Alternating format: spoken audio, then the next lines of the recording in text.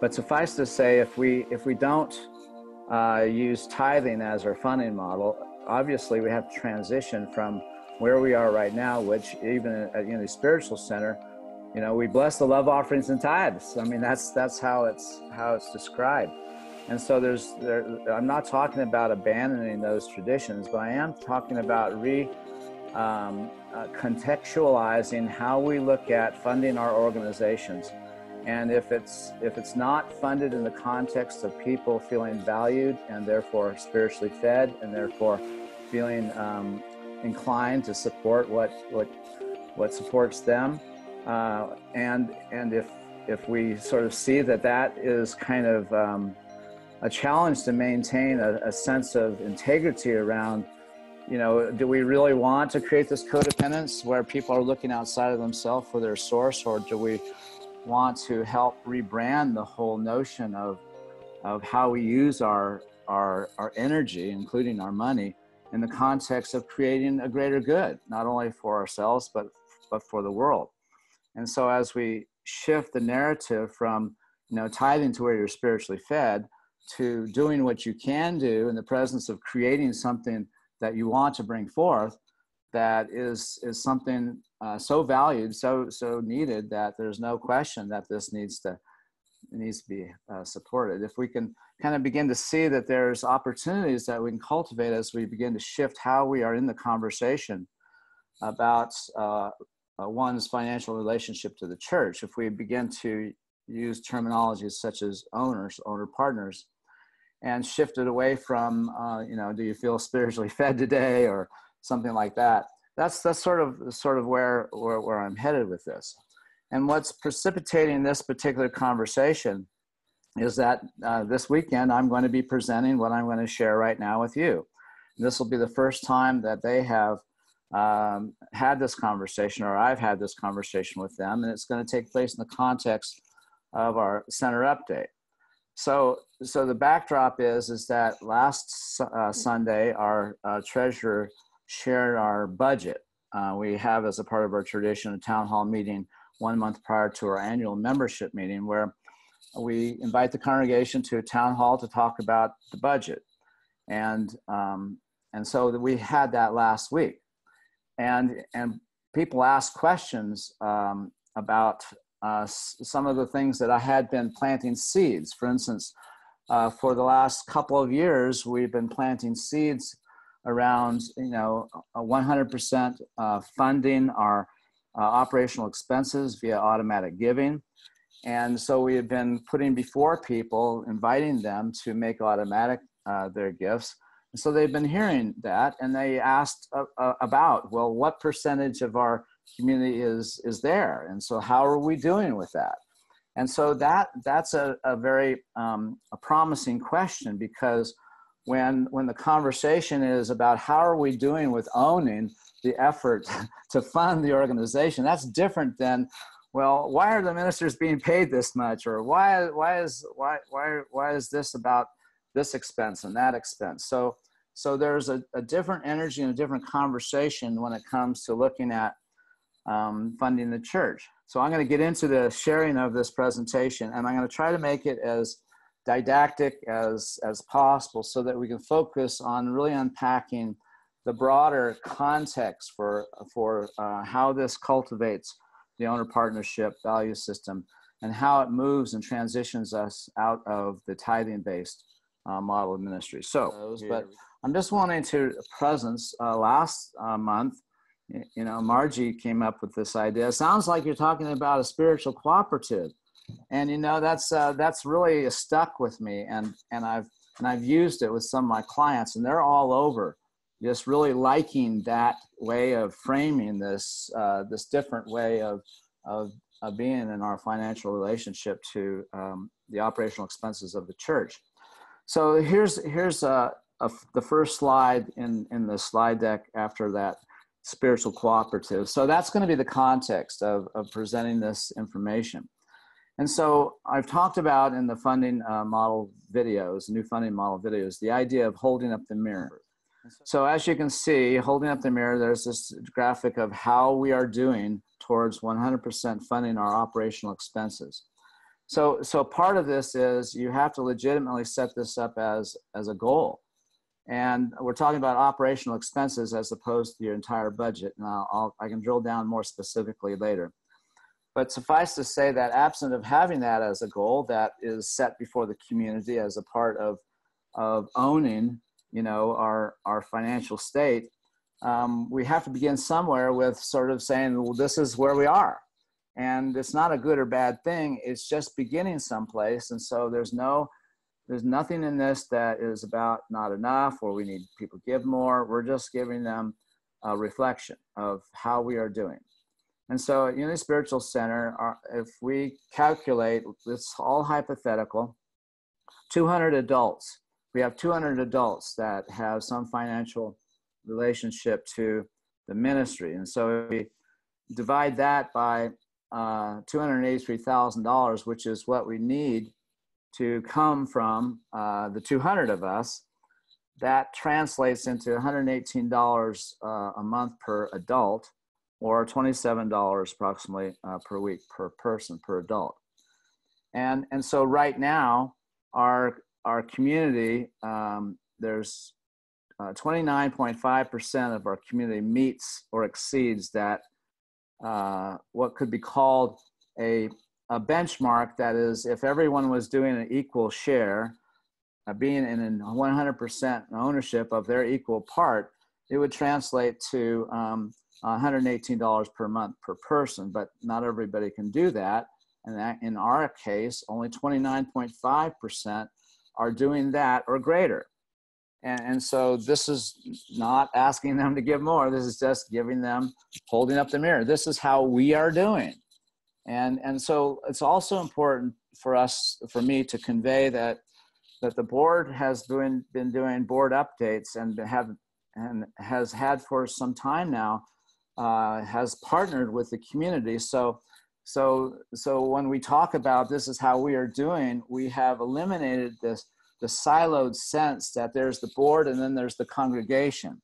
And this is how you are doing, congregation. No, we don't have that in our ministry to that extent. So here's the board saying this is how we're doing. And we realize that we have room for improvement. So here's the other bits of information. So we can answer that woman's question last Sunday by saying that 76% or 154 adults in our community participate in some form of automatic giving or consistent giving. So what that means is that these are people who are in our Tithely app system, people who are in their own bank bill pay, or people who have given us their credit card for us to debit once a month, or people who are religious about writing their checks, or who make up when they're not there. So that's that group. So that's 76%. So we have 24% who are not involved in any form of automatic or consistent giving. So it gives us a place to move the needle. So that's how the conversation goes. We want to move the needle, right? In our intent to have 100% ownership. And so we also need to acknowledge that while we do have 76% in automatic giving, that amount only produces 68% of what our ownership goal is, and that's 283,000. So the 283,000 is a combined figure that's projected after our budget is made between the amount of money that we project that we can expect from our congregation based upon what they have performed the previous year, and the difference, what we must make up in fundraising. And so $255,000 is what's expected, and $28,000 in funds have to be raised. So the goal there is to underwrite that 100%, 283,000, and we're at 68%. This is just a snapshot. Okay, so last year we don't know because we haven't begun the cycle. So this is another consideration. We've been at at our work intentionally now for going almost 4 years now. And so this is the step that we're on right now. All right, the next slide shows the industry norm in the context of giving is Pareto's principle. 20% of any community typically provides 80% of the needed income. And so what this means is that in the minister-centric ministry practice, we've created a normal around only a small group of people can possibly support the larger effort. And this is sort of what we've conditioned our culture to expect, and it's sort of an unintended consequence of this is an entitlement that's associated with those 20%. We tend to kind of pay attention and are driven a bit more by that group because those people are very obvious to us. So reason why I bring this up is because I do the calculation, and we have 38% of our community provides 80% of the resources. So this is to help people understand that we are bucking the norm. We are actually, trending in a way that is positive. So this is using the vernacular of those who are millennials, talk about trends and talking about how we're doing with respect to the effort. Okay, now you see a set of gauges, and it's a pilot in me, I guess. So we have 3 markers that we want our folks to kind of see increase. So we're going to next year show the increase or decrease if that's the case. So we want to increase the individuals and families that are in auto giving. So right now we're at 76, and so next year let's be at 80. And then we want to increase the amount of funds that produces. And so instead of 68%, let's say 75%. And instead of 29.5% of individuals meeting or exceeding that benchmark, the benchmark where everyone, if they were doing their very fair share, be, what would that amount be? All right, one more slide. So this is a slide that I'll land on Sunday. So here's things that people can consider to move the needles. Okay, so make your contributions automatic via the Tithely app, and we're wanting people to transition from their credit card to the Tithely app because it offsets those credit card fees. And for us, it's $400 last year, and just in fees and processing those cards. And we want people to become owner partners in our spiritual cooperative by considering what they can do. So here's the thing.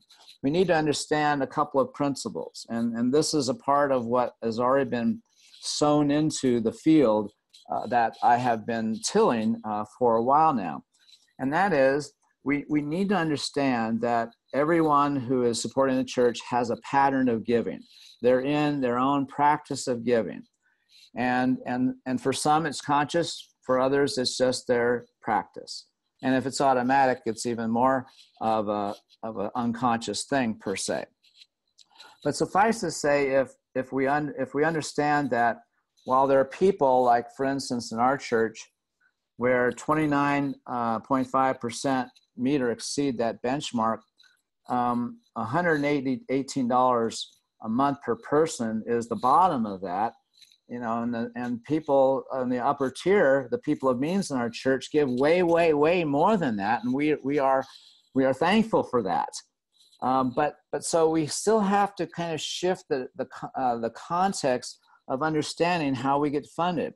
So the way in which if we can get to a place where we can see that everyone, including people of means, and even those who don't have the same means as those other people who do, everyone can still do what they can do in the presence of legitimate needs of the ministry. And so the conversation here is to invite people to do what they can do in the context of their owning this that they want to see flourish. And with the goal of 100% underwriting operations, then people do what they can do to move the needle. And that's our experience. So I'm curious, did you ever calculate what percentage were funding when you got there? What percentage were funding automatically? No, I didn't track that. It hasn't happened. I didn't know to track these things till a year ago. I started tracking them before I even shared these things with the board. It's only been a year ago since I've been helping the board to see what we can track and see. The other side of it is the integral membership system institutionalizes, by virtue of the structure, incremental increases in church revenue that can be projected. In other words, we can project an incremental increase in our revenues because of how our membership system works. If they're to say yes to joining the church, we ask them to say yes to designating what we can count on financially from them and to make it automatic. And everybody has done that. Everybody without an exception, other than those who don't join. We have in the integral membership system a systematic way of developing more income by virtue of how we bring people into our membership system. So our two-phased approach has two different places where people are introduced to the new funding model. So think about that. So when the system brings people automatically into the aspects of educating them about our system, so in the orientation for the community members, they're given this information about what it takes to fund our organization and inviting them to consider a place to begin to define that relationship. It's up to them. There's no pressure. And then we can systematically count on that increasing our revenues because we do that every other month. And we take in 3 or 4 or 5 or 10 people, depending upon the cycles of things. And every one of those people tells us what we can count on, which is more than what they've been giving before they became members. Because the trend is $250 per year, but now a person is giving $1,000 per year on average, let's say. And then when they become a governing member, then there's a difference, a way in which they're introduced to the effort that it takes. And they're invited to make explicit an effort that is a deeper a sense of ownership. And so we're just now in our second cycle of all of this.